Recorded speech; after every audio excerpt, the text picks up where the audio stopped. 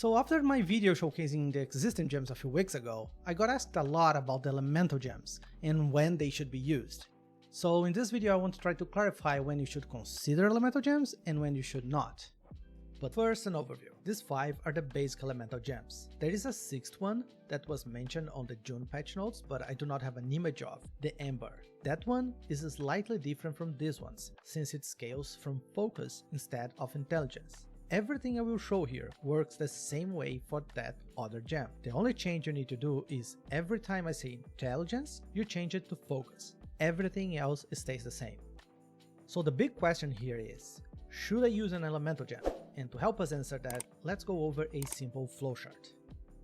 The first question you should ask yourself is, am I going to fight an enemy that has a weakness to that element? If, for example, you are making a group to go after a world boss that is weak to fire, and you are considering using a ruby. If yes, then do it. Now, it's important to notice that the do it here does not mean that this is the best gem you could be using. Depending on your playstyle, other gems may be even better. The do it here just means that you will be doing more damage compared to not using a gem, or using an inefficient one.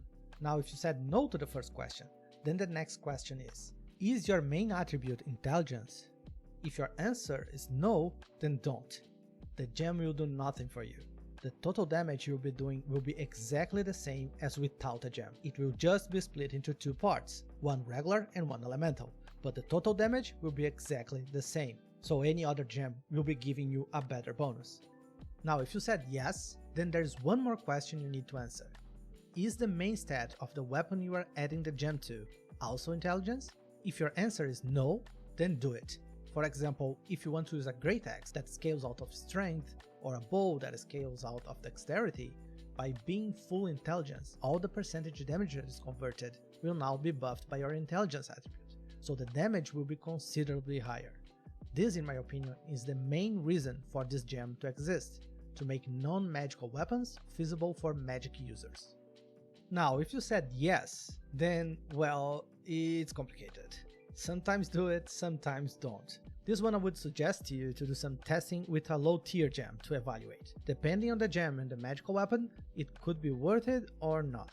After the beta start and we get access to more material, I intend to make a deep dive into what combination of magic weapon and elemental gem are worth it. This is the final form of the flow graph. There are 2 cases where the elemental gems are always worth it in terms of damage. Either you are going to fight an enemy that is weak to the elemental gem you are considering, or you are a mage with main stat intelligence and want to use a weapon where the primary attribute is not intelligence. Any other case, you will be doing basically the same damage as with no gem at all, therefore any other gem would be better. The only exception to this being the magical weapons we just discussed. Oh, and there's one more case. If you want to have a cool glow effect on your weapon, just go for it. It's a completely valid reason to use the elemental gems. But that's it. After you understand how they work, it's not that complex. If you guys have any questions, just hit me up on Discord or on the comment section. I hope this was helpful and see you guys on the next one. Take it easy.